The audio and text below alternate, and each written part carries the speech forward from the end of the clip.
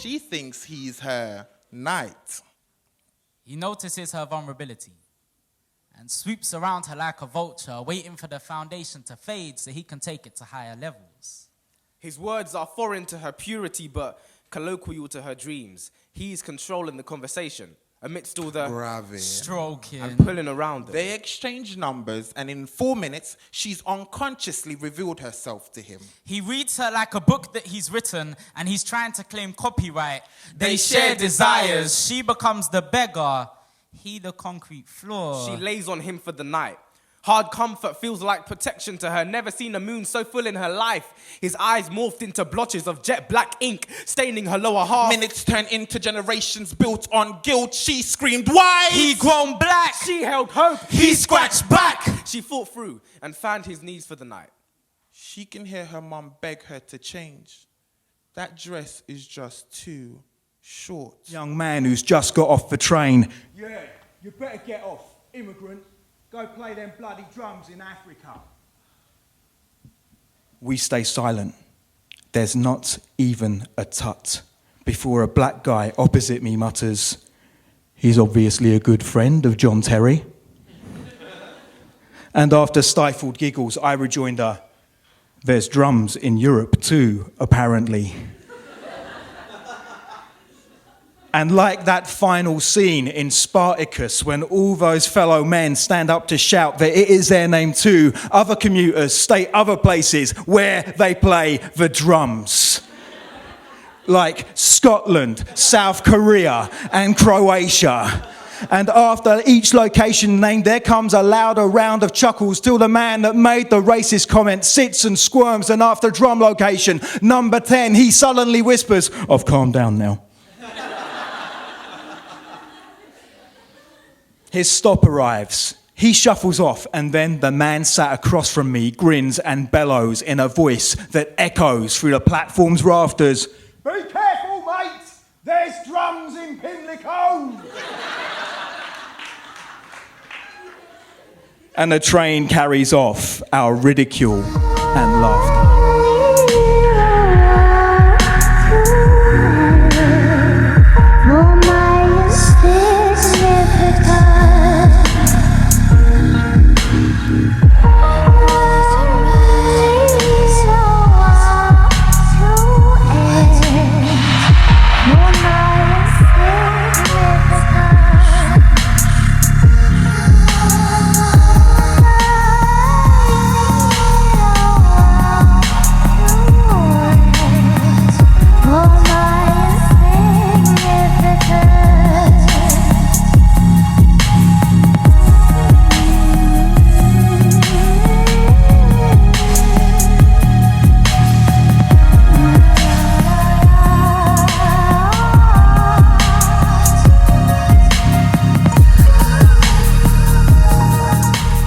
Every heartbeat could be your last, and that kisses are not always free. I used to believe that the world was black and white before they invented colour television.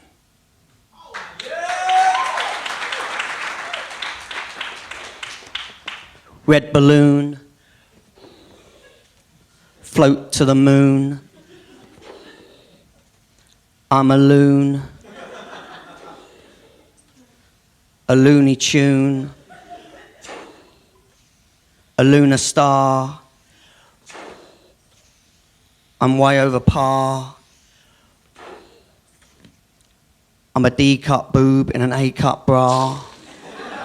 The breath in, make it thinner, smaller, quieter, push it down, not on your neck, into a pillow, until my chest fills with feathers, my heart taking flight to a world where my breathing isn't something I feel to apologise for. Where I sit on the tube next to men who don't spread newspapers across my kindness, whose arms don't edge mine into myself until I occupy only half the seat. Where I feel the marble weight of age become a swallow that flies with punctuation marks that never mark an ending. Where people don't ask, isn't female genital mutilation just quite a dramatic way of saying female circumcision? And isn't female circumcision just a slightly more dramatic version of what we do to boys? At this point, I blink in spite of myself. Because I don't live in that world, I live in this one. And in this one, I swim through taps that get turned on by anything other than touch. Rusted remonstrations that this is how it's always been, where the cutting of female body parts can be covered under the heading of cultural sensitivity. Looking up at the past, as it told me, yeah, shit just won't last. Laid beneath burning stars, laid beside burning stars. Of course we drank, toasted the moment.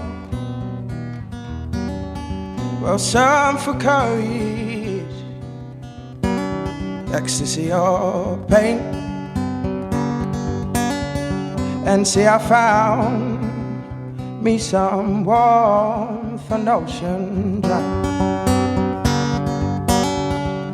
Left our prince on the shore of Ocean Drive.